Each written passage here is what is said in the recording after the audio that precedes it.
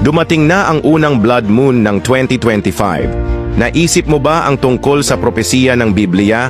Ang araw ay magiging kadiliman at ang buwan ay dugo bago dumating ang dakila at kakilakilabot na kaarawan ng Panginoon.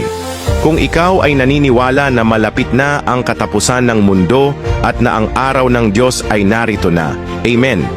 Marami ang hindi nakakaalam ng kahulugan ng ang dakila at kakilakilabot na araw ng Panginoon.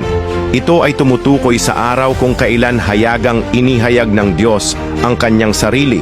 Kapag ang Diyos ay nagpakita sa publiko, ang malaking sakuna ay nakalipas na at yaong mga lumalaban sa kanya, gumagawa ng kasamaan at namumuhay sa kasalanan ng walang pagsisisi ay haharap sa pagkawasak. Sa ngayon, nagsisimula pa lang ang malaking kapighatian. Ang mga lindol, salot, pagbaha, wildfire at matinding lagay ng panahon ay lumalaganap sa buong mundo.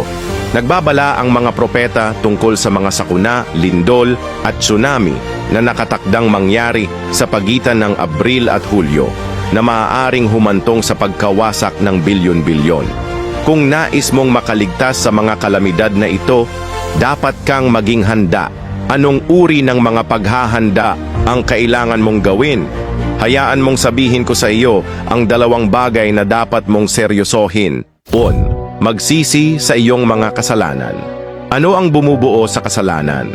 Ang pagiging abala sa mga makamundong bagay at pagtalikod sa Diyos ay kasalanan.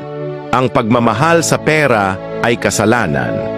Ang pagiging mapagmataas at mayabang ay mga kasalanan. Ang pagsisinungaling ay kasalanan. Ang pagrereklamo kapag nahaharap sa mga paghihirap ay kasalanan din. Ang kasalanan ang naghihiwalay sa atin sa Diyos. Nagbabala si Jesus, malibang kayo'y mangagsisi, ay mga mamatay kayong lahat sa gayunding paraan. Dapat nating talikuran ang kasalanan at taos-pusong magsisi sa Diyos. Nangangahulugan ito ng pagkakaroon ng mga tunay na pagbabago, hindi lamang pagdarasal para sa kapatawaran at patuloy na pagkakasala. Gaya ni David, nanangalunya, ngunit hindi na muling nagkasala sa ganoong paraan. Iyan ang tunay na pagsisisi. Maghanda upang salubungin ang pagbabalik ng Panginoon. Ipinropesya ni Joel, at sa mga lingkod na lalaki at babae naman ay ibubuhos ko sa mga araw na yaon ang aking espiritu. Bago dumating ang araw ng Diyos, personal na didiligan ng kanyang espiritu ang mga tao. Paano ito mangyayari? Magbibigkas siya ng mga salita, gaya ng ipinropesiya sa pahayag. Ang may pakinig ay makinig sa sinasabi ng Espiritu sa mga iglesia. Kapag bumalik ang Panginoon, makikipag-usap siya sa atin na ibinibigay ang mga katotohanan. Upang masalubong ang Panginoon, kailangan nating hanapin ang tinig ng banal na Espiritu at makinig ng mabuti sa tinig ng Diyos. Ang pakikinig sa tinig ng Diyos ay nagbibigay daan sa atin upang masalubong ang Panginoon. Pagkatapos, magkakaroon tayo ng pagkakataon na makatanggap ng pagdadalisay, makaligtas sa malaking sakuna at makapasok sa kaharian ng Diyos.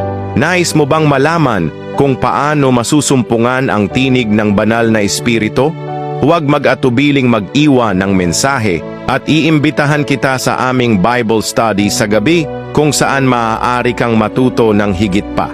Malugod ka naming inaanyayahan na sumali sa amin.